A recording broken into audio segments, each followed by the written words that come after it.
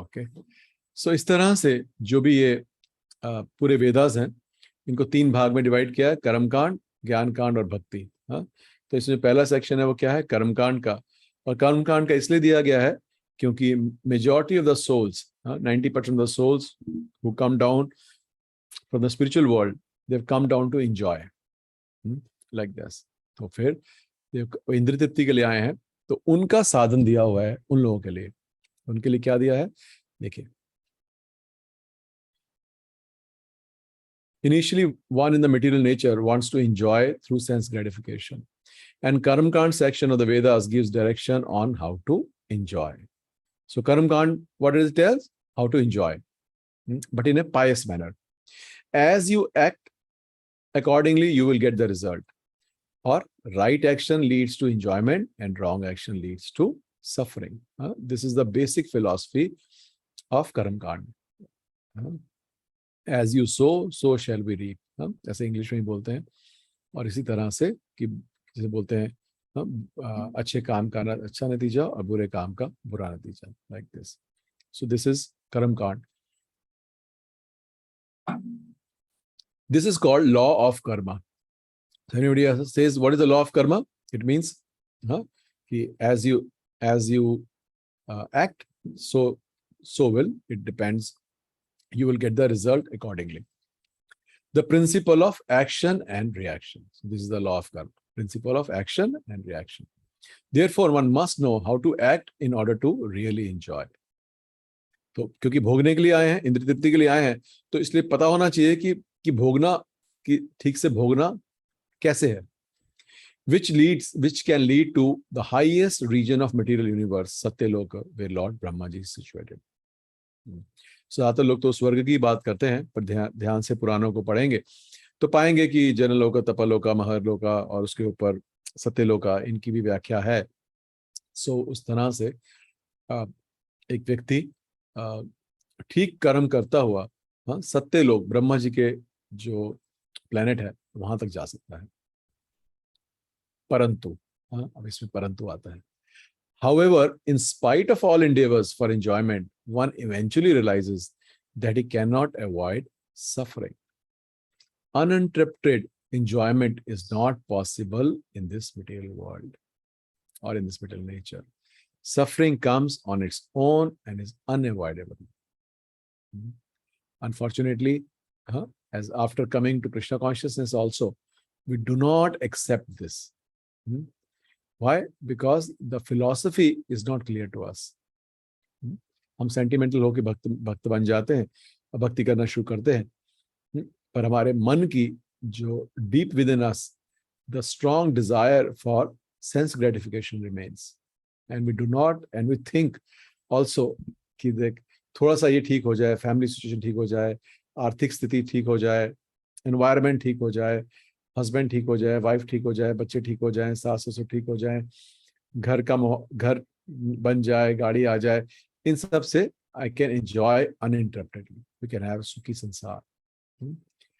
But one to realise that uninterrupted enjoyment, क्या बोल रहे हैं Prabhupada, is not possible in this material nature. It is not possible, one can not have this. It is like कि एक जो prisoner है, वो कितना भी अच्छा बिहेवियर कर ले, he has to remain in prison, and things cannot be made in such a manner कि he feels कि prison is not a bad deal actually, because it is meant to reform.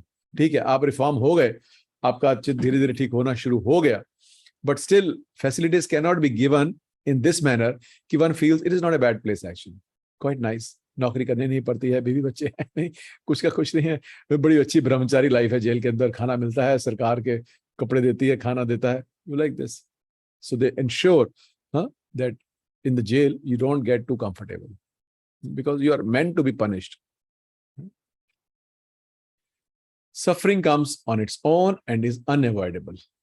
ये सब भक्तों का ये बड़े इजीली अब तो एक्सपीरियंस, जिनको 20-25 साल के हो गए, comes कि suffering comes on its own and is unavoidable. We don't hanker for suffering. We try to avoid suffering. We try to avoid hurting people, but still we get suffering. It comes on its own accord. हम invite नहीं करते हैं. When a person begins to wonder why he is suffering and tries to find the way out of it, then he comes to the ज्ञान कांड platform. तो जब ज्ञान कांड प्लेटफॉर्म पे आता है तब क्या है, तो कर्म कांड से कहाँ आया, ज्ञान कांड के ऊपर. अब ज्ञान कांड के अंदर ये 4 फिलॉसफीज हैं, न्याय, वैशेषिका, सांख्य और योगा. सो कर्म कांड हमने पढ़ा था. So now we can understand karma kanda, ज्ञान कांड एंड भक्ति 3 चीजें बताई.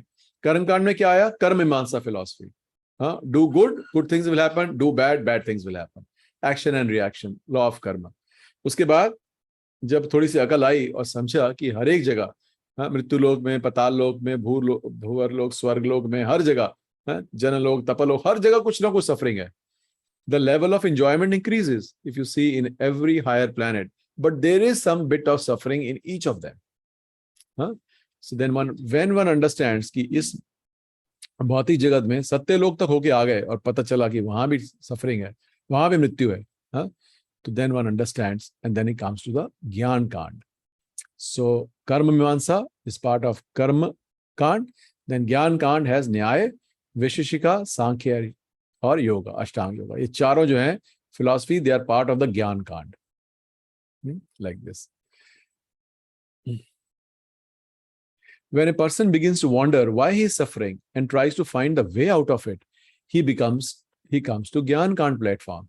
And through 4 branches of the Vedic philosophy, Nyaya, Vaisheshika, Sankhya and Yoga, he gradually transcends the material world and establish his connection to the Lord. तो ये and result ही होगा. मतलब अगर वो पूरे इस पूरे ज्ञान कांड से जाएगा, न्याय, फिर वैशेषिका, फिर सांख्य एंड एंड में yoga, then at the end of this 4 passing through each philosophy, one will establish his connection with the Paramatma. Though through Nyaya, so pehla kya hai? Nyaya. So through Nyaya, he comes to understand that this material world is a place of suffering, dukhalyam. So Nyaya, what it brings to? Ki I am not this material body. Or it finds कि rather कि जो ये शरीर हमें मिला है, जिससे हम इतना प्यार करते हैं, जिसको इतना बनाते संवरते हैं. अब तो महिलाओं के लिए नहीं, पुरुषों के लिए भी ब्यूटी पार्लर खुले हैं.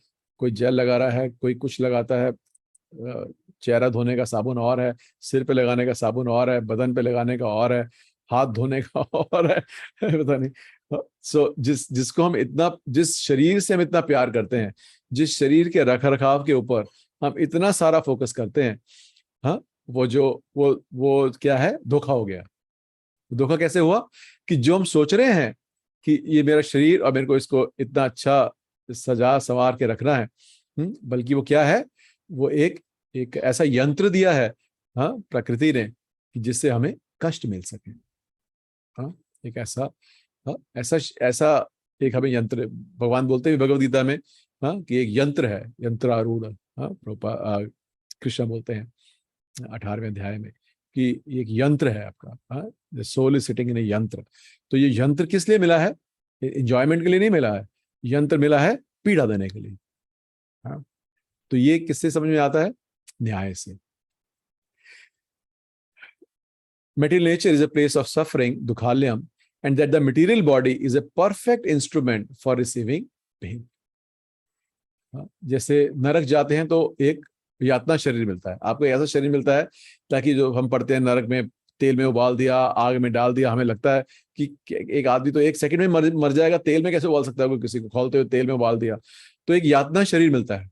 वो यातना शरीर से आपकी मृत्यु नहीं होती है, और मृत्यु तो आत्मा की वैसे भी नहीं होती है, पर आपको लगता है कि मैं तड़प रहा हूं, आपको पेन पूरी मिलती है, पर आप मरते नहीं. So called death doesn't happen, that शरीर doesn't B.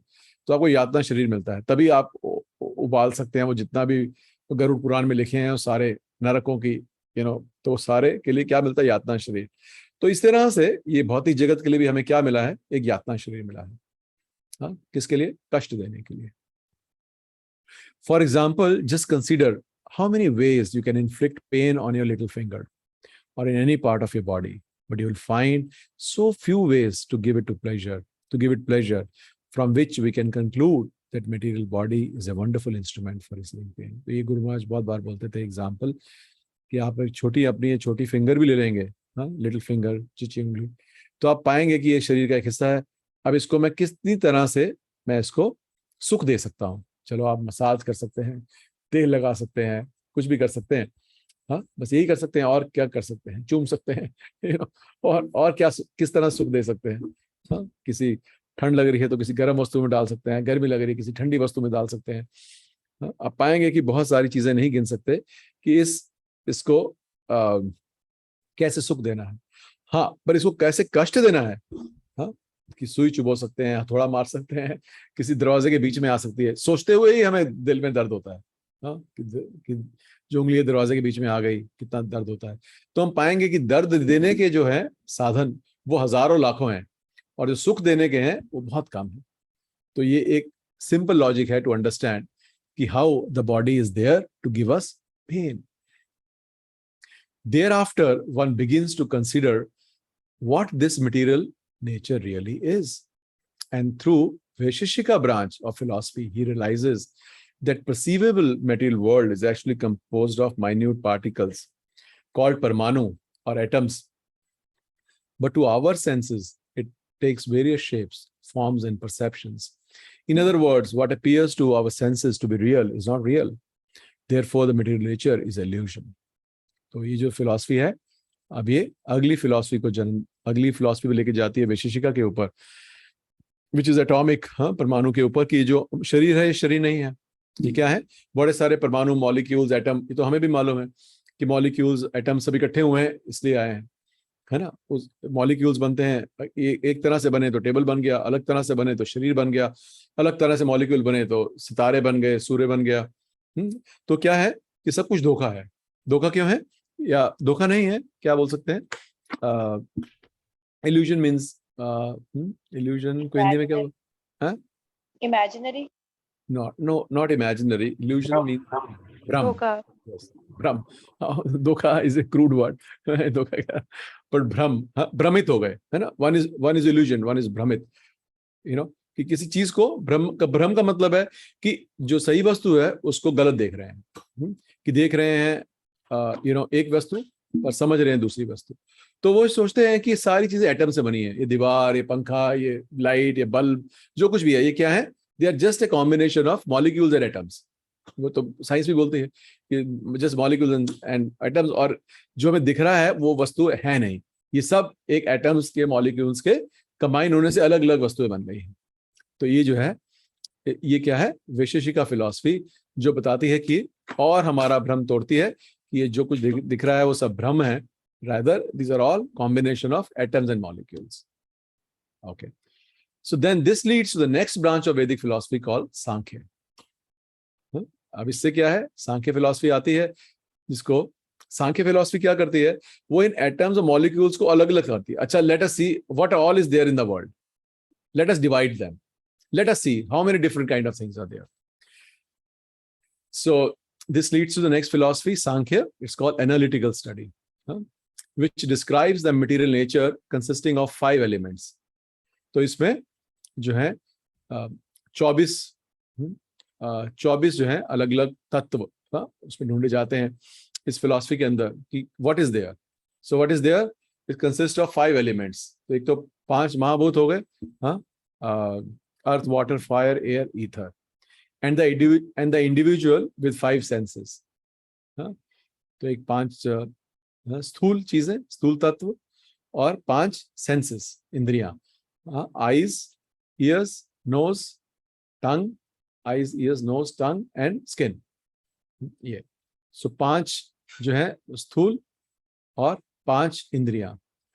The senses interact with the elements and 5 objects of senses are generated. तो ये भागवतम में पढ़ते हैं, मेरे ख्याल 30 स्कंद में आता है ये, कि किस तरह से कि when these 5 elements they interact with the objects of the with the जो ये senses हैं, जो इंद्रियां हैं, जब ये इन एलिमेंट से आपस में इंटरेक्ट करती हैं, then 5 objects of the senses are generated. वो क्या है? The ears interact with ether and sound is produced. सबसे पहले क्या है? ईथर जो है आकाश, it interacts with the ear and sound is produced. Then skin interacts with air and touch is produced. Eyes interact with fire and form is produced. Tongue interacts with water and taste is produced. And nose interacts with earth and smell is produced. So we're not getting how they are produced. So it is given in Bhagavatam, those who want to read. This is what happens. जब ये स्थूल जो ये तत्व हैं, जब इंद्रियों से मिलते हैं, तो the objects of the senses are generated. What is these objects of the senses? Their sound or form and taste and the smell like this. So all these objects, they are formed. First, ये पांच जो प्रकृति बनती है, material world बनता है, तो पहले क्या है, ये पांच चीजें, फिर इंद्रियां, इनका आपस में react, then the objects of senses. फिर देन इसके बाद क्या है, then there are also 5 working senses. कर्मेंद्रियां, ज्ञानेंद्रियां, कर्मेंद्रियां, इस तरह से. सो ये क्या है, then they with which we become active in the world. तो वो क्या है, hands, legs, voice, anus and genital. ये क्या है, कर्मेंद्रियां, जिससे हम कर्म करते हैं. In this way Sankhya philosophy determines 20 तत्व. तो ये 20 हो गए. 20 कैसे हुए कि 5 वो जो है अर्थ, वाटर, एयर, फायर, ईथर, और फिर 5 सेंसेस, फिर 5 ऑब्जेक्ट्स ऑफ द सेंसेस 15, और 5 वर्किंग सेंसेस. तो ये कितने हो गए, 20 हो गए. देन कंसीडर्स 3 सटल एलिमेंट्स, मन, बुद्धि, अहंकार. तो 20 और 3 23 हो गए. सो उन्होंने 23 अलग अलग तत्व ढूंढ लिए.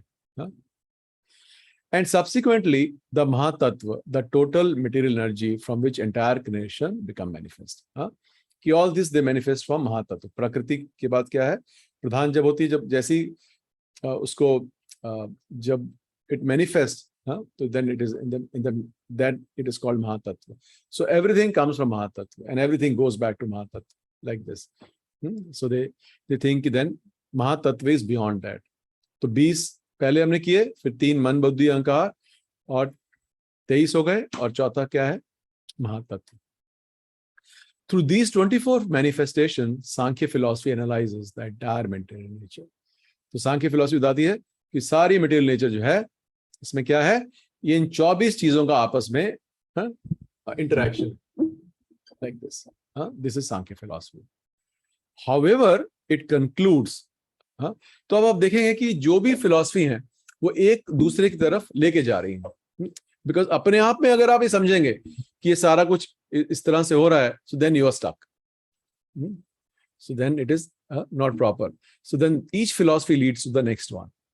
तो उसमें क्या हो रहा है कि however it concludes that these 24 elements manifestations are objective in nature and cannot exist without subject or I, the self, the soul.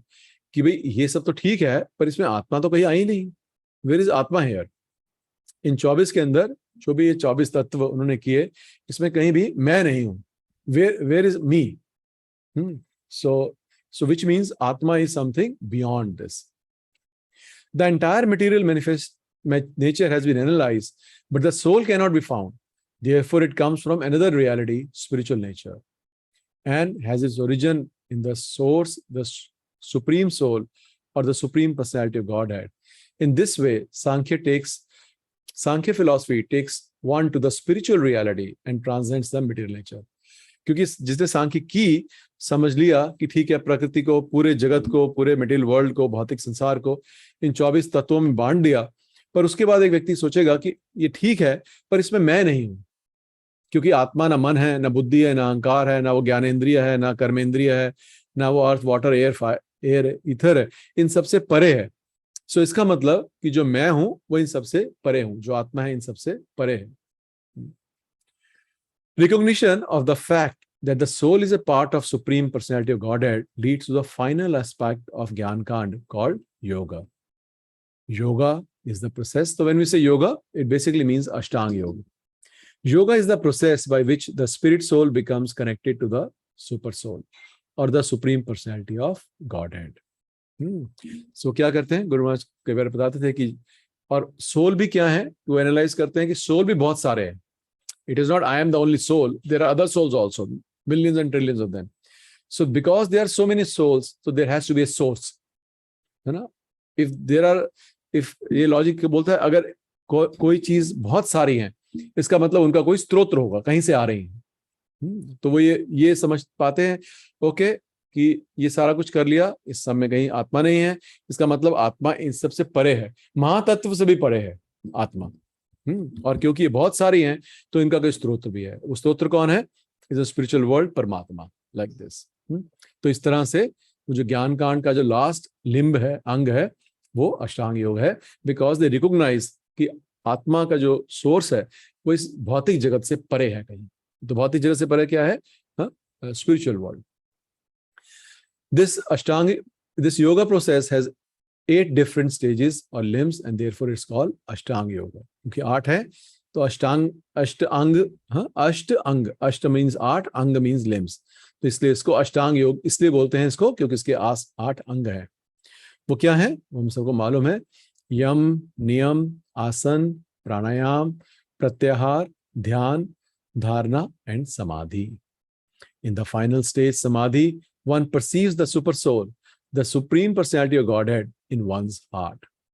तो समाधि में क्या है कि जो अष्टांग योगी है उसको परमात्मा की अनुभूति होती है अपने हृदय के अंदर। He can perceive the Paramatma ji in the heart.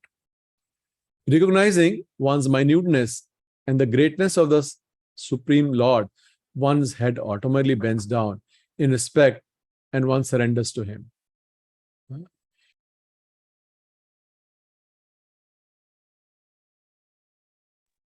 सो इस तरह से कि जैसे ही उसको, जब वो समाधि के स्टेज पे पहुंचता है और जब उसको परमात्मा की अनुभूति होती है, सो ही रिकॉग्नाइजेस हिज माइन्यूटनेस, कि परमात्मा जो है सबके हृदय में है।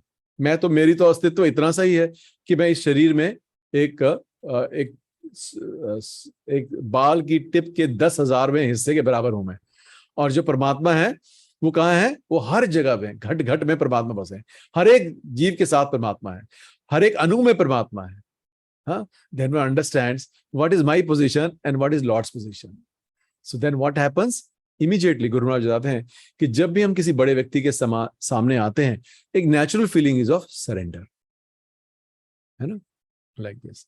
So then similarly जिसकी जो सिद्ध हो गया अष्टांग योग में, जो समाधि तक पहुंच गया, जिसको परमात्मा के दर्शन हो गए, तो फिर वो क्या है? उसके बाद उसकी जो भक्ति योग है वो शुरू होता है। देखिए कितना लंबा प्रोसेस है। It will take trillions and trillions of lifetime, trillions and trillions of yugas also, divya yugas. we can once get here, they're very difficult. This surrender leads to the Lord. This surrender to the Lord is the very foundation of the devotional service, bhakti, the main aspect of the final branch of Vedic philosophy, and has been explained through the 6th branch of Vedic philosophy called Uttar Mimamsa. So जो last philosophy है ये किसने लिखी है? व्यासदेव ने। अभी हम उस पर आए नहीं, इस समय भी काम है, पर हर एक फिलॉसफी के अलग अलग ऋषियों ने अलग अलग फिलॉसफी लिखी है। तो ये जो उत्तर मीमांसा, जो वेदांत सूत्र पे जो आधारित है, वो किसने लिखी है? व्यासदेव ने। एंड सो इट्स कॉल्ड उत्तर मीमांसा और फाइनल कंक्लूजन। तो जो कर्म मीमांसा था वो क्या था? पूर्व मीमांसा, प्रीलिमिनरी कंक्लूजन। और ये क्या है? उत्तर मीमांसा, final conclusion. And it is also called Vedanta. The Vedanta philosophy is based upon Vedanta Sutra, which apparently refers to the impersonal Brahman, but in his natural commentary on the Vedanta Sutra, Srimad Bhagavatam, Srila Vyasadeva establishes that surrender to the Supreme Personality of Godhead and loving devotional service to him is the actual objective of the Vedanta philosophy. तो वेदांत सूत्र लिखा किसने? व्यासदेव ने। तो उस वेदांत सूत्र के ऊपर जो उसकी जो टीका है, नेचुरल टीका, that he wrote the last scripture, जो शास्त्र उन्होंने रिटर्न में लिखा, वो क्या था? व्यासदेव, सॉरी, श्रीमद् भागवतम। तो Shrimad Bhagavatam is the natural commentary on Vedanta Sutra. So इस तरह से Vyasadeva establishes that surrender to the Supreme Personality of Godhead and loving devotional service to him is the actual objective of the Vedanta philosophy. Thus, bhakti takes one beyond liberation to the engagement in the loving devotional service of the Lord. Because liberation, basically, people understand, because अगर हम 3 गुणों से परे हो जाते हैं, ब्रह्मभूता प्रसन्न आत्मा, ना सोचती ना आकांक्षती, so that is a liberated stage. Why? Because one is above the 3 modes of material nature. So that is mukti. Of course, it is mukti. But Bhakti takes you beyond mukti, to the bhakti, to the loving devotional service of the Supreme in the Vaikuntha region of the spiritual planets. In this way, through Karamkand, Gyankand, one is gradually elevated to the ultimate point of devotional service to the Supreme Personality of Godhead. This is the perfect understanding of the 6 branches of Vedic philosophy. So now we can see how deep is this philosophy, and from where we are coming. हम कहां से एक soul को कहां पर लेकर आ रहे हैं, और किस तरह से जो एक फिलॉसफी है, ये दूसरी फिलॉसफी पे it is leading to the other philosophy. और ऐसा नहीं है कि जो सारे के सारे हैं, जो भी वैदिक पे आधारित हैं, सारे के सारे वो एक ही जैसे हैं, एक जैसे नहीं है. और जो जहां फंस गया, जो कर्मकांड में फंस गया, कर्म मीमांसा में, वो वहीं फंसा रह जाता है. वो भगवान को क्यों नहीं मानते हैं? क्योंकि वो सोचते हैं कि भगवान जो है या तो है नहीं, और है भी तो प्रकृति के अधीन है, which means he is forced to give the fruit of my action. मुझे भक्ति करने की कोई जरूरत नहीं है, अगर मैं अपने एक्शन ठीक करूंगा, he is forced to give me good ones. But that force happens with devtas, not with Bhagavan.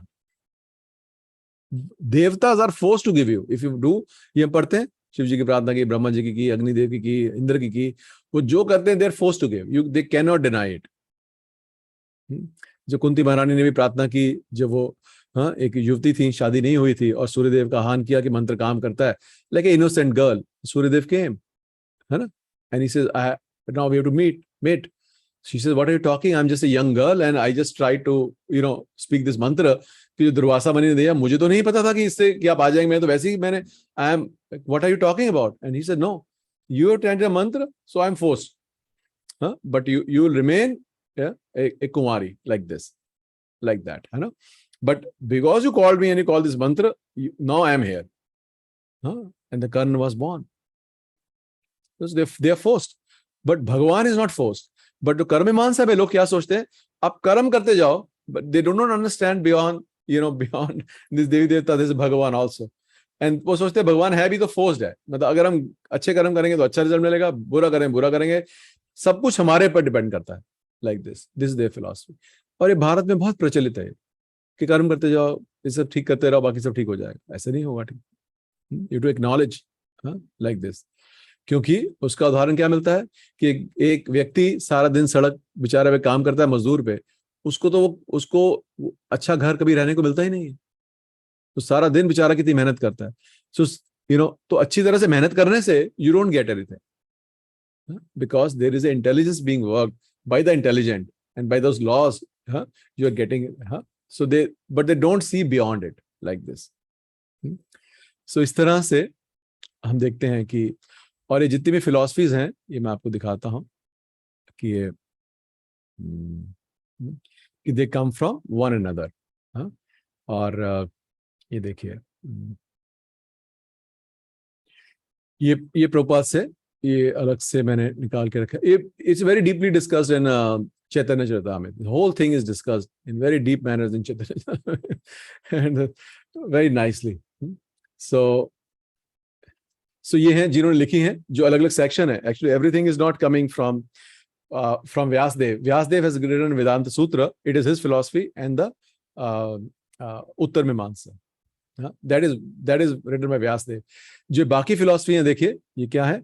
6 great fall, एक कन्नाड़ जिन्होंने विशेषिका लिखी, गौतम जिन्होंने न्याय का लिखा, पतंजलि जिन्होंने अष्टांग योग को लिखा, और एक नास्तिक Kapil, not our Kapil Dev, but एक नास्तिक कपिल फिलोसफर भी हुए जिन्होंने सांख्य फिलोसफी लिखी, और जैमिनी जिन्होंने कर्म मीमांसा लिखा, और व्यासदेव जिन्होंने वेदांत सूत्र का दर्शन लिखा. So these are different philosophers. So Prabhupada बताते हैं दे जो ग्रेट ऋषिज हैं, they great philosophers, but they are like our current scientific philosophers. They are speculating. Oh, this means this, or this means this, or this means this. Like that. Based upon Veda only. They're based upon Veda only. But imperfect conclusion because of the one problem, ascending path. They're trying to speculate. Okay, what it is this? Okay, not this. Okay, not this. Okay, I can't be happy here. Okay, what is Dukhalyam? Okay, फिर वहाँ, okay, फिर ये नहीं हुआ, like this. So they're going deeper and deeper. but they have not reached the end. End was reached by Vyasdev, who wrote Vedanta Sutra, and based upon then he wrote that philosophy of Uttar Mimamsa. So, ये पढ़ते हैं फटाफट. Okay, we have 10 minutes. 6 schools of Vedic philosophy, just to get revision in our head, so we understand them properly. The Mimamsa philosophers, this is all from Prabhupada books. The Mimamsa philosophers, following the principles of Jaimini, stress fruitive activity and say that if there is God, he must be under the laws of fruitive activity. कई बार भक्त लोग भी बोलते हैं, ओ प्रभु जी, वो क्योंकि वो लक्ष्मण ने बात नहीं मानी इसलिए उनको ऐसा करना पड़ा, क्योंकि वो सीता जी ने लक्ष्मण की बात नहीं मानी तो उनको भी ऐसा करना पड़ा. So we try to give this philosophy. So this is from it is a very basic philosophy. So the Lord is not under them. So we should never speak or think like this. और क्योंकि सीता जी ने बात नहीं मानी तो उनको ये करना पड़ा, क्योंकि लक्ष्मण जी ने बात नहीं मानी तो सीता जी से उनको बड़ा बुरा सुनना पड़ा, क्योंकि राम जी ने ऐसा किया बलि महाराज से तो उनको फिर अगले जन्म में उनको ऐसा करना पड़ा. Like this, कि वो तो he came as a hunter and did this, और क्योंकि कृष्ण ने ऐसे किया तो उनको श्राप मिलके ऐसा हुआ. Because the king is never under the rules of the law. That is basic philosophy. Even in a monarchy, king is never under the rule. Similarly, Lord is not under these are material rules for conditioned souls. Even liberated souls are not under these rules. Forget about God under being these rules. So they think like this. So God, he must be under the laws of fruitive activity. In other words, if one performs his duties nicely in the material world, God is obliged to give desired result. कि जी मैं अपने सारे कर्तव्य पूरे कर रहा हूँ, अब चाहे भगवान का नाम लूं ना लूं, अब अंत भला ही होगा, ऐसा नहीं है. According to these philosophers, there is no need to become a devotee of the God. If one strictly follows moral principles, one will be recognized by the Lord, who will give the desired reward. Such philosophers do not accept Vedic principle of Bhakti Yoga. Instead, they give the stress to following one's prescribed duty. कि मैं अपना वर्णाश्रम धर्म में मुझे वो धर्म निभाना ही बचा है. Just being a good son, a parent, or a employee, or a employer, or a whatever we may call a husband or a wife, or whatever, or whatever. Just being that is good enough, but it is not good enough. It is a preliminary stage. Why? Because basic idea is to enjoy sense gratification. तो ये लोग नहीं मानते हैं भगवान को.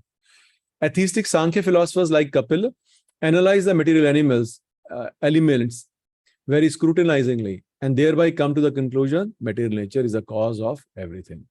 They do not accept Supreme Personality of Godhead is the cause of all causes. Nyaya philosophers like Gautam and Kannad have accepted a combination of atoms as the original cause of creation. जो scientist यही बोलते हैं कि सारे इकट्ठे हुए, big bang हुआ, सारे इकट्ठे हुए, then things happen and they become a catalyst for life to appear like this. So Prabhupada इसलिए बोलते थे कि जो भी बाहर की फिलॉसफी ऐसे नहीं कि ओरिजिनल है, ये सब कुछ हमारे जो ऋषि मुनि हैं वो सारे स्पेकुलेशन कर चुके हैं already. Mayavadi philosophers say that everything is an illusion. Headed by philosophers like Ashtavarka, they stress impersonal Brahman effulgence is the cause of everything. Philosophers following the precepts of Patanjali practice Raja Yoga. They imagine a form of the absolute truth within many forms. That is their process of self-realization. All 5 of these philosophies completely reject predominance of the Supreme Personality of Godhead and strive to establish their own philosophical theories. However, Srila Vyasadeva wrote the Vedanta Sutra and taking the essence of all Vedic literature, established the supremacy of the Supreme Personality of Godhead. तो ये जो सारे के सारे जो दर्शन हैं, philosophies हैं, इनका क्या किया? जो लास्ट लिखा वो किसने लिखा? व्यासदेव ने. क्या लिखा? वेदांत सूत्र. और वेदांत सूत्र में मतलब वेद अंत, कि दिस इज द सार ऑफ ऑल द वैदिक is written in the Vedanta Sutra. That is written personally by Vyasadeva.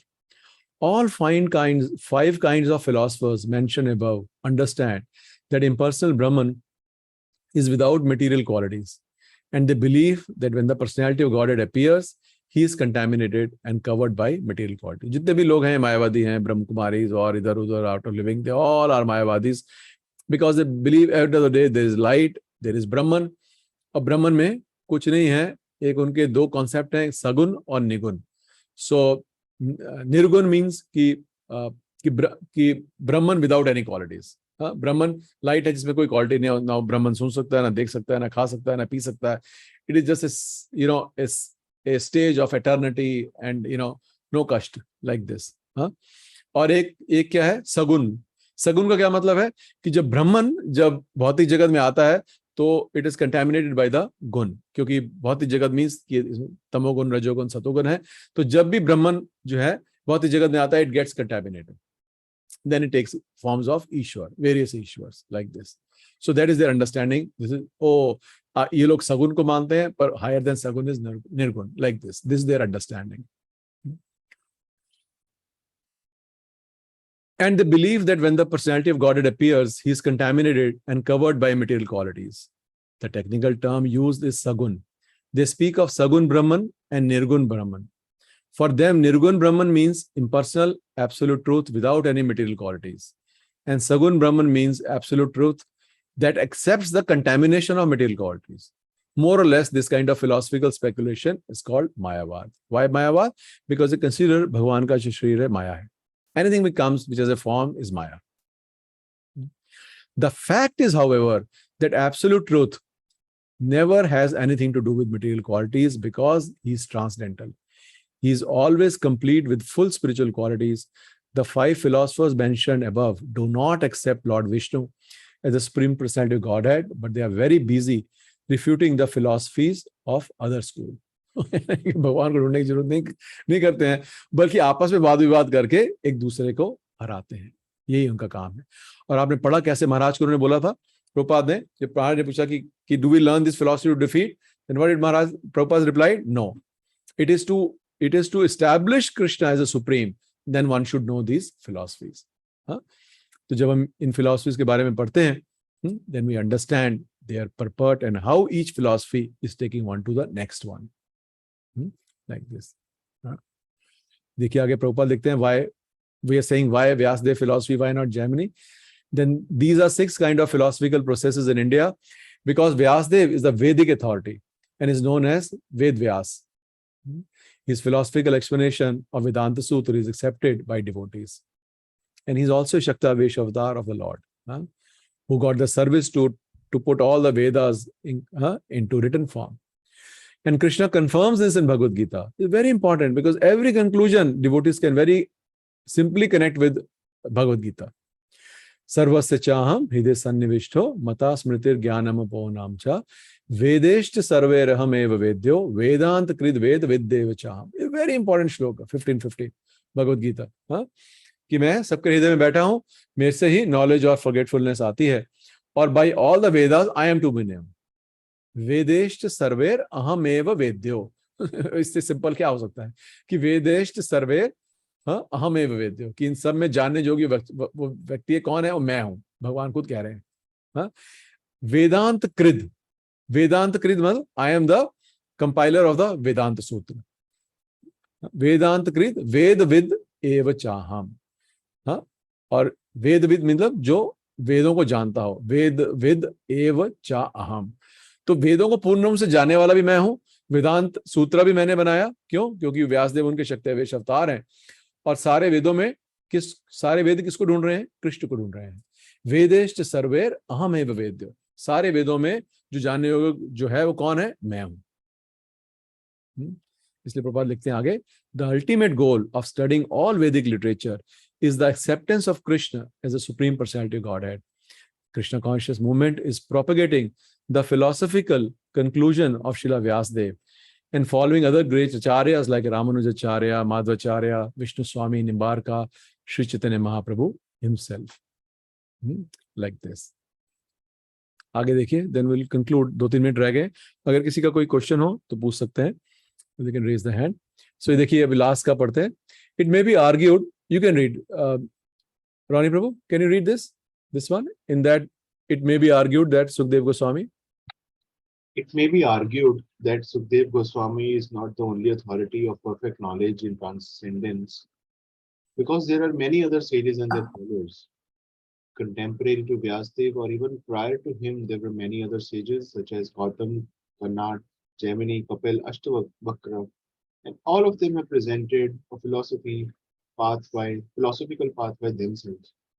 Patanjali is also one of them. And all these six great rishis have their own way of thinking, exactly like modern philosophers and mental speculators.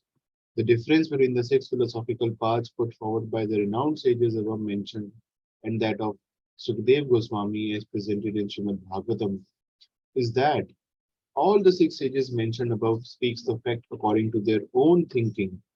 But Sukadeva Goswami presents the knowledge which comes directly from Brahmaji, who is known as Atmabhu or born of and educated by the Almighty Personality of Godhead. है ना? So ये क्या है कि जो यही एक philosophy है which is coming through parampara. Brahmaji told to Naraji, Naraj to Vyasdev. So it is coming in the descending path. Rest all are ascending. They're speculators. They're trying to see, like Sukrat and others philosophers. Prabhupada said that Sukrat was almost there, but because he's speculating, he's great, very intelligent, but you cannot approach supreme truth through speculation, through the ascending path. You cannot go like that. Huh?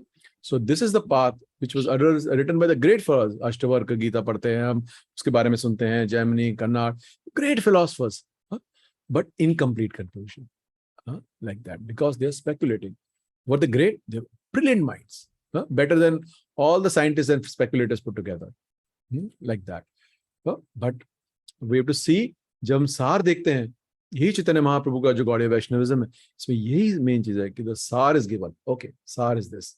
Chaitanya Mahaprabhu सारा कुछ चैतन्य चरितामृत में detail में explained है कि how and then how the सार is Krishna, like this. This is the ultimate conclusion, because only Vedanta Sutra, ये हम पढ़ रहे हैं, देखिए कि out of them only Vedanta philosophy is compiled by Vyasdev. Rest all are by speculators. They are rishis, great rishis, but they are speculators. They haven't reached the end. But on its own, when we see, then we see, okay, each one leading to next. Okay, the next. Like that. So इसलिए, there are many other points, but I think we are short of time.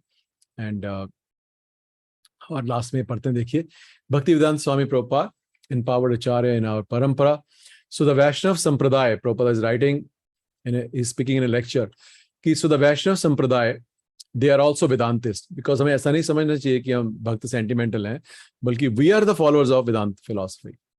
And because Vaishnav Sampradaya, they are concerned with bhakti, I mean to say cult, therefore our society, the Vaishnav, they were pleased to give me the title Bhakti Vedanta, that you will explain Vedanta. ये प्रभुपाद खुद बोल रहे हैं अपने बारे में, कि भक्ति वेदांत मेरे को टाइटल मिला है, you will explain Vedanta Sutra.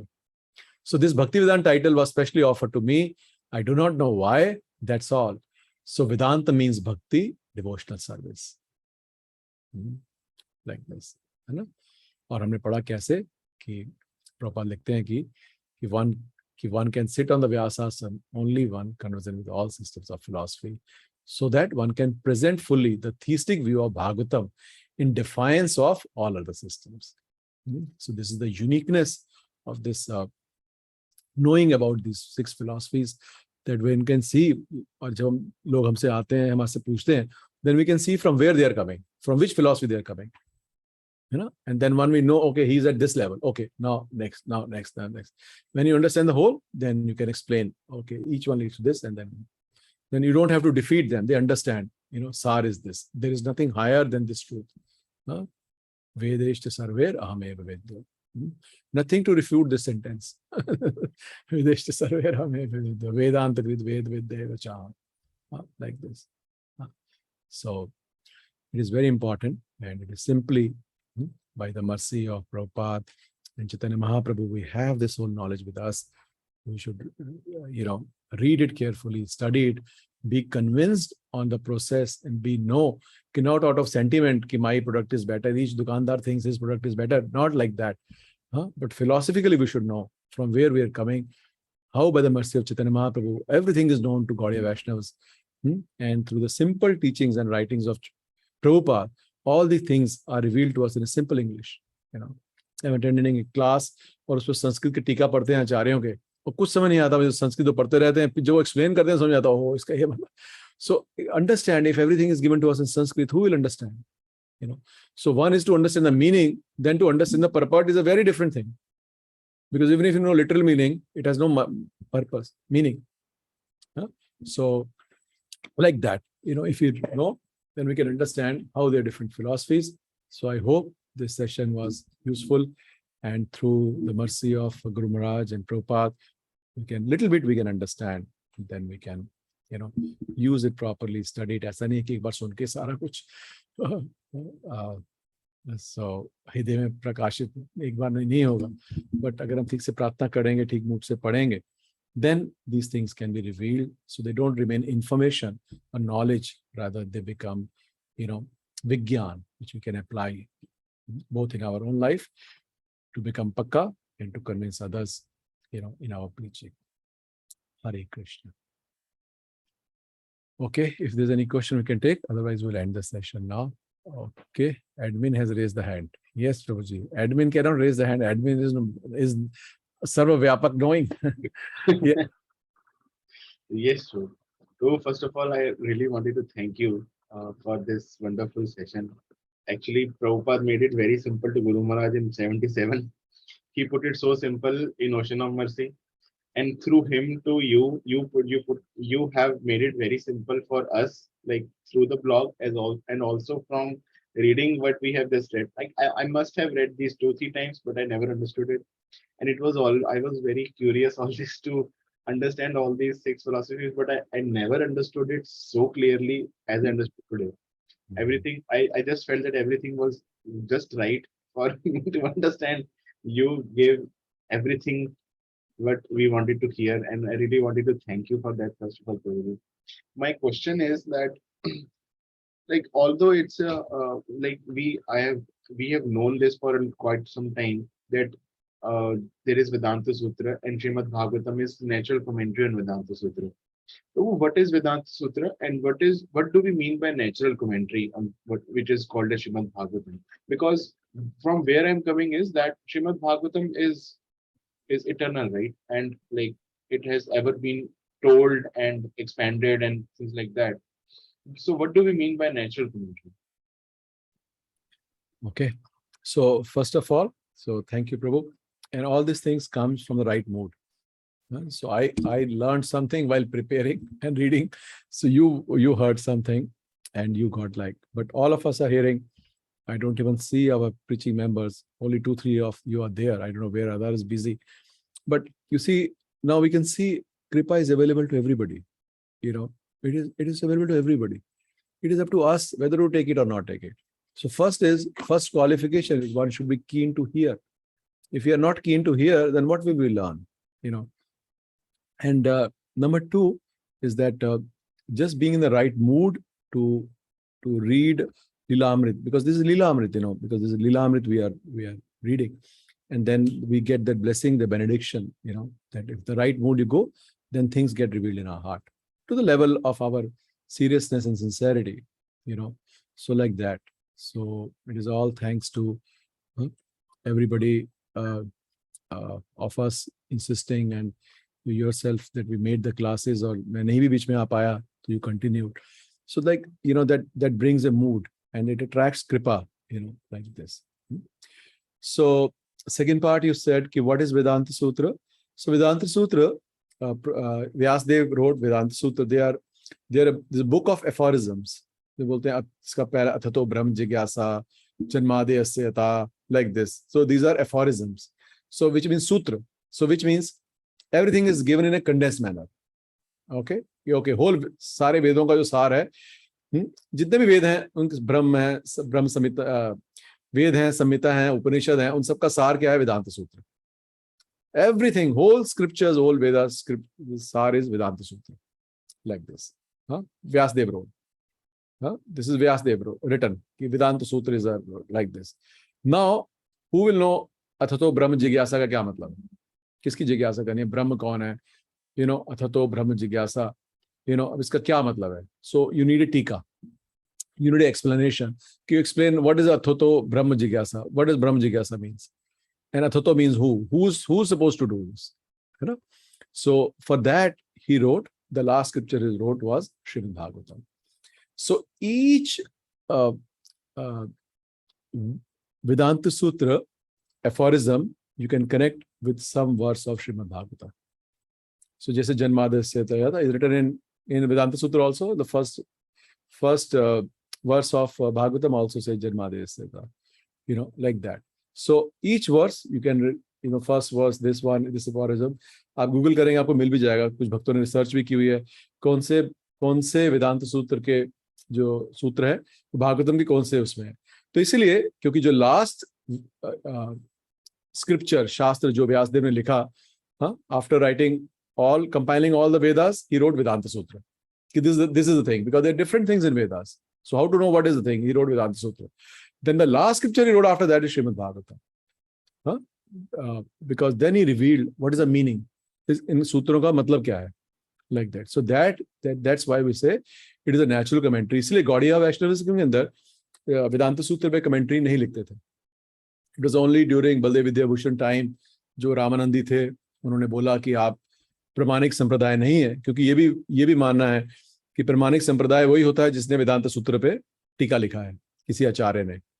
तो उन्होंने जो रामानंदी से उन्होंने इल्जाम लगाया कि आप राधा कृष्ण की जो है पूजा कर रहे हैं यहाँ गोविंद देव जी में, तो ये प्रमाणिक नहीं है, क्योंकि और आपका तो जो संप्रदाय है वही प्रमाणिक नहीं है क्योंकि आपने टीका ही नहीं लिखी है, कोई आपके संप्रदाय में वेदांत सूत्र पे टीका ही नहीं. So then he prayed, we know the whole story. He prayed to Govind Dev, and Govind Dev came in his heart, and within few days he wrote the whole, which other sampradayas take years and years to write Vedanta Sutra.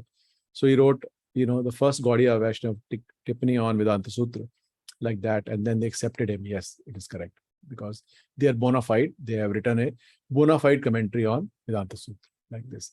But इसलिए नहीं लिखते थे, और उसके बाद भी उसकी translation वगैरह नहीं है इतनी ज्यादा, क्योंकि we are, for our understanding, we are clear, Chaitanya Mahaprabhu also, that Vedanta Sutra natural commentary is given by the author himself. Why to write separately?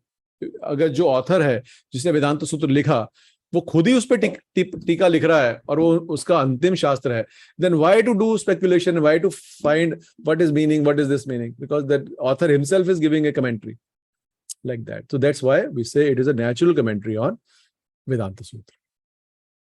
ठीक है. Yes, Prabhu. Thank you so much. Hare Krishna, Prabhu. Pranam. Hare Krishna, Pranam.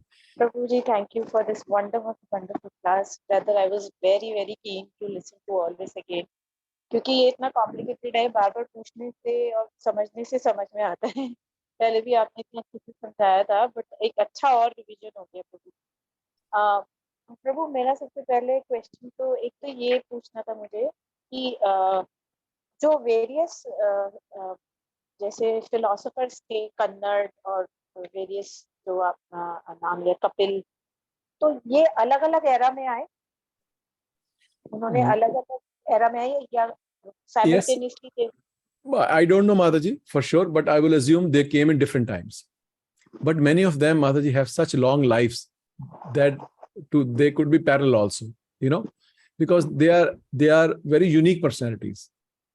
So then, their lives may not be like this. और फिर ऐसा नहीं है कि उनके आने से हुआ, फिर उनके आने से एक परंपरा शुरू हो जाती है.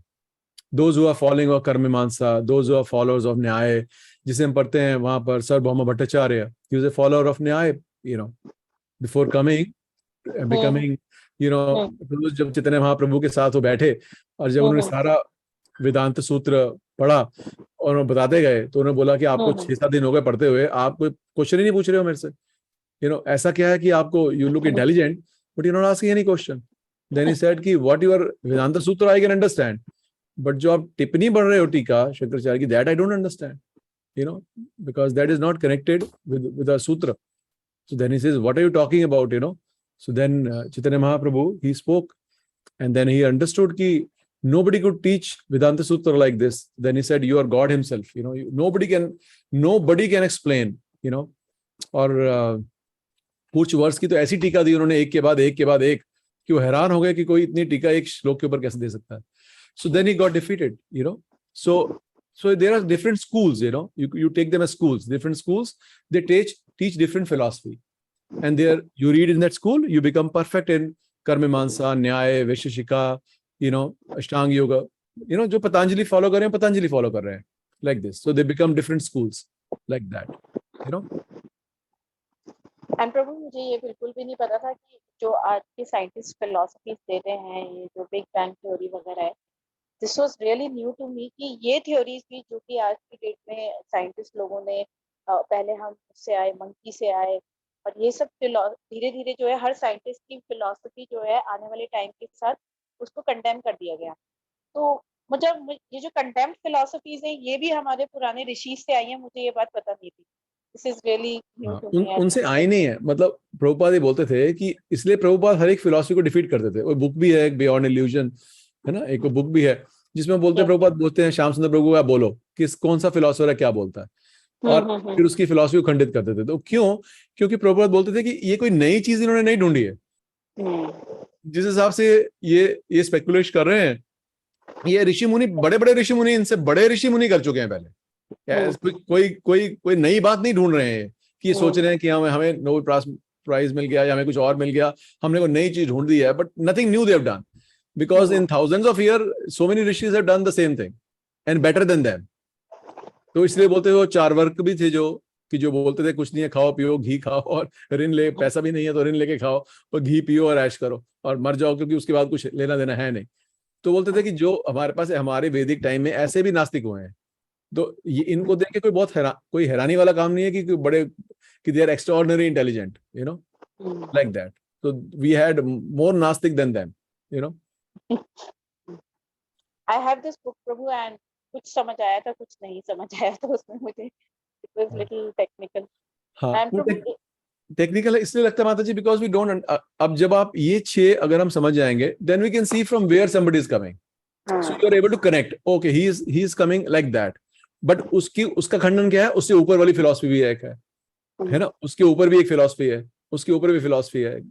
So then the philosopher become convinced, yes, it is correct, you know, yes, कि 24 एलिमेंट हो गए उसमें, मैं तो आया ही नहीं, मैं कहाँ गया, you know, any intelligent person will say yes, it is right, you know, logical, you know, or somebody can say yes, enjoyment is not the whole thing, yes, it is correct, body is a, you know, instrument of pain, तो खा ले, it is right, मैं तो कभी सोचा ही नहीं ऐसे। So then suddenly, you know, somebody due to his piety or sincerity, then suddenly he can go and take the next one because he understand it is correct. And suddenly किसी को आप नए को भक्त को भी सारा कुछ बताएंगे, and somebody is sincere and has some sukriti, immediately he can take bhakti, no problem. ना? अगर हम, तो हमारे ऊपर डिपेंड करता है कि हम कितनी अच्छी तरह से उसको प्रेजेंट करते हैं। तो इसीलिए जो, बिकॉज प्रभुपाद इज आल्सो शक्ति अवेश अवतार, is eternal, you know, associate of the Lord, so of course he has different potency, so when he speaks like this then people were convinced logically, है ना। हर जगह बोलते थे कि मैंने तो किसी को रिश्वत नहीं दी, मैंने तो इन अंग्रेजों को पैसे नहीं दिए, मैंने तो किसी को कुछ नहीं दिया, मैंने तो ये भी नहीं बोला कि मेरे पीछे पीछे आ जाओ, मैंने तो ये भी नहीं बोला कि मेरे को गुरु ले लो, मैंने ये भी नहीं बोला क्रिश्चियनिटी छोड़ दो, मैंने तो कुछ नहीं बोला, मैंने तो धर्म पढ़ाया कि जो है चैतन्य महाप्रभु की जो शिक्षाएं हैं वो क्या है, मैंने तो वो पढ़ाई, मैंने तो कुछ नहीं बोला है इनको, और बोला भी नहीं उन्होंने। तो उन्होंने बोला मैंने इनको कुछ नहीं बोला, मैंने तो ये बताया ये सिद्धांत है, ये चैतन्य महाप्रभु की शिक्षाएं हैं, वो ऐसे बोलते हैं कि ये सर्वश्रेष्ठ है। So those who had Sukriti, they understood, you know, is the highest, you know. Of course, shuru mein they all got influenced by personality of Prabhupada, of course, you know, like this. Prabhu we are very lucky कि हम लोगों को straight away इतनी mark मिल गया प्रभुपाद की वजह से, अदरवाइज पता नहीं कहाँ हम भटकते रहते, क्या कहाँ स्पेकुलेट करते रहते। I sometimes feel, you know, we are so lucky and we can straight away we can accept this philosophy, और एकदम हमारा ये। प्रभु एक लाइन है इसमें, ये वाली पेज नंबर 157 में, but to our senses it takes various shapes, forms and perceptions. परमाणु और एटम्स के बाद क्या ये है वाली line, but to our senses it takes various shapes, forms and perceptions. ये किसमें? विशेषिका में? विशेषिका में? हाँ जी हाँ जी। हाँ, फिर क्या नहीं समझ में आया माता जी? बस ये वाली line, but to our senses, परमाणु और एटम्स के बाद है ये। These are minutest particles are called परमाणु और atoms. Okay. But to our senses, it takes various shapes, forms, and perception. Okay. In other words, ये तो आपने बता दिया था. In other words, what appear to our senses to be real is not actually real. तो वो यही कह रहे हैं माता जी कि Therefore, जिसको हम this समझ रहे हैं कि ये मेरे माता हैं, पिता हैं, भाई हैं, बहन हैं, कुछ नहीं है. They're just a bundle of molecules who have come in this shape. Table has come in this shape. This is with life, this is without life, but actually there is nothing. It is just a combination of atoms. And basically, body is nothing, table is nothing, wall is nothing. Everything is a combination of atoms, which is correct, but it is partial understanding. Because beyond there is this, and there's a combination of atoms, and this cannot bring life, because they don't have the concept understanding of Paramatma. But this one, जैसे आपने पढ़ा, फिर this one leads to the next one. कि okay, अब परमाणु भी है तो कितनी तरह के हैं. फिर वो करते हैं अच्छा चलो ठीक है, एक ये जो अर्थ वाटर फायर एयर ये तो डिफरेंट है, मन बुद्धि अहंकार अलग है, ज्ञानेंद्रिय अलग है, कर्मेंद्रिय अलग है, फिर उसको करते हैं like this. So then they go to the next one. Okay ठीक है, सब कुछ परमाणु में ठीक है, बट इसमें भी अलग अलग है, अलग अलग तत्व हैं इसके अंदर, है ना. सो ये तो साइंटिस्ट बोलते हैं माता जी कुछ नहीं, life is just matter of atoms and molecules. Some say it is just chemicals. हम बोलते भी, हमारे प्रेजेंटेशन में भी आता है ना, बॉडी इज ए केमिकल. $100 की है कि आपकी बॉडी. सो दे से यस, इतने की है क्योंकि कुछ है ही नहीं आपकी बॉडी में. जैसे combination of different things make blood, different things make bone, different things make skin, है ना. ऐसे बोलते हैं लोग, साइंटिस्ट बोलते हैं. तो विशेषिका फिलॉसफी है, कोई प्रॉब्लम ही नहीं है. हमारे ऋषि मुनि भी बोल के गए हैं, ऐसे बड़े बड़े स्पेक्युलेटर्स मुनि. इसलिए मुनि का मतलब यही होता है, वन हु स्पेक्युलेट्स. मुनि का ये प्रभुपाद टाइम कम था तो बोलने भाई, इसमें प्रभुपाद बताते हैं आगे माता जी, वो लिखते हैं कि जो वैदिक फिलॉसफी पढ़ के आप कभी भी भगवान तक नहीं पहुंच सकते. अगर भगवान तक पहुंचना है तो उसके लिए ये देखिए, मैं आपको दिखाता हूँ. बहुत ही सुंदर है ये, मेरा बहुत फेवरेट श्लोक है. ये देखिए, तो इसमें प्रभुपाद देखिए लिखते हैं, ये तो श्लोक है, ये तो श्लोक की ट्रांसलेशन है. देखिए ये 250, ये सब कुछ चैतन्य चरितामृत से है. ये कि by studying the 6 philosophical theories one cannot reach the absolute truth. सुन लीजिए, ये 6 की 6 पढ़ने के बाद भी आप एब्सोल्यूट ट्रूथ तक नहीं पहुंच सकते. It is therefore our duty to follow the path of mahajan. The authorities, whatever they say should be accepted as the supreme truth. ये चैतन्य महाप्रभु कह रहे हैं. फिर वो बहुत प्रसिद्ध श्लोक बोलते हैं, तर्को प्रतिष्ठा श्रुतया विभिन्नो नासव ऋषिर यस्य मतम न भिन्नम धर्मस्य तत्वम निहितम गुहायम महाजनो येन गता सपंथ. कि आर्गुमेंट करके, तत्व विचार करके आप कभी कहीं नहीं पहुंच सकते. और बल्कि नासव ऋषिर यस्य मतम न भिन्नम, कि एक ऋषि को एक बड़ा ऋषि नहीं माना जाता जब तक उसका पॉइंट ऑफ व्यू दूसरे से पॉइंट ऑफ व्यू से अलग ना हो, तभी उसको ग्रेट समझा जाता है, जो आजकल के साइंटिस्ट में करेक्ट है. धर्मस्य तत्वम निहितम गुहायम, कि जो वाकई जो धर्म है उसकी जो अंडरस्टैंडिंग है वो बड़ी कॉन्फिडेंशियल है. महाजनो ये न गता सपंथा. Who tells that? एक महाजन, a pure devotee to the Lord, he is carrying that pantha in his heart. महाजनो ये न गता सपंथा. जो महाजन आपको रास्ता दिखाता है, उस पथ पे चलेंगे तो आपको भगवान मिल सकते हैं. अदरवाइज सिर्फ अपने तरीके से अगर हम शास्त्रों को पढ़ेंगे नहीं पढ़ सकते.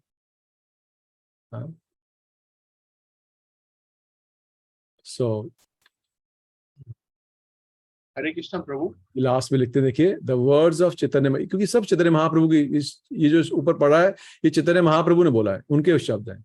उसके लास्ट में आता है, the words of Shri Chaitanya Mahaprabhu are a shower of nectar. ये कृष्णदास कविराज गोस्वामी कह रहे हैं, whatever he concludes to be the ultimate truth is indeed the summum bonum of all spiritual knowledge. तो ये इनके उससे ये बना है सारा का सारा, कि ये सारा कुछ, all this things comes from. तो एक बार जब डिवोटी शुरू में जब चैतन्य चरितामृत आई, TLC I, then this many of Mataji's you will read, they will say कि we did not understand how Prabhupada knows so many things. And they said in Chaitanya Charitamrita came, then we understood, oh, it's come from Chaitanya Charitamrita, because so much is given there. No Shastra has this. Of course they didn't understand, it's not information. और ऐसे I don't know, it was Hare Griva Prabhu or who, 2-4-10 मुलाकातों के बाद उन्होंने बोला कि meeting Prabhupada was like meeting Prime Minister of the whole galaxy. He said he knew everything. Anything you ask, he had an answer. And not even an answer, he will quote Shastra. This Shastra says this. So he told him he is a Prime Minister of the whole galaxy. Because every question you ask him, he knows. Because all the answers are given by Chaitanya Mahaprabhu. and his teachings. Everything is given. He revealed everything. इसीलिए उनको बोलते हैं नमो महावदनाय. He revealed everything, that the most confidential part of scriptures he revealed to everybody, and not just to the few confidential ones. He revealed to everybody, and that whole revelation is condensed in the Hare Krishna Mahamantra. जब हम बोलते हैं Hare Krishna Krishna Krishna Hare Hare, Hare Ram Ram Ram Hare. In this Mahamantra, the whole Vedic philosophy, whole Vedanta Sutra, whole Bhagavatam, whole CC is condensed in this mantra only. And along with the blessings of Sri Chaitanya Mahaprabhu, just condensed in this mantra. Whole thing.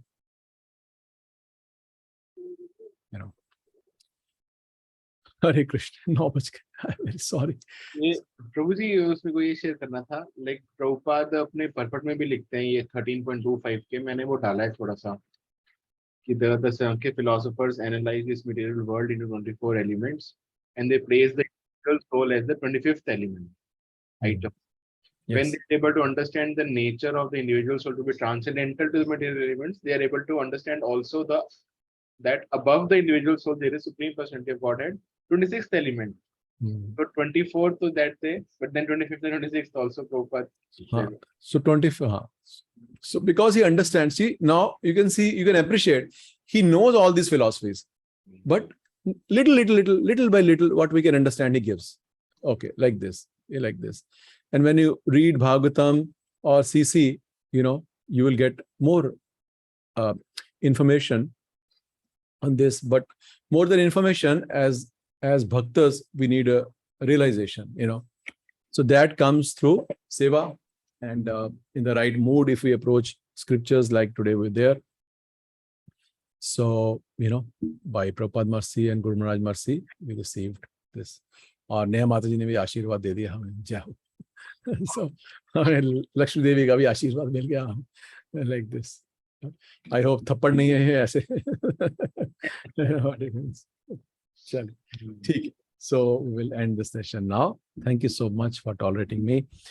Vancha kalpatarubhyascha kripa sindhubheva cha patitanam pavanebhyo vaishnavebhyo namo namah. Jagat Guru Srila Prabhupada ki jai, Srila Gurudev ki jai, Ananta Koti Vaishnavinda ki jai, Nitai Gaur Premanande, Hari Hari Bol. Hare Krishna. Thank you, Prabhu. Thank you so much. Prabhupada. Hare Krishna, Prabhu ji. Thank you so much. Hare Krishna.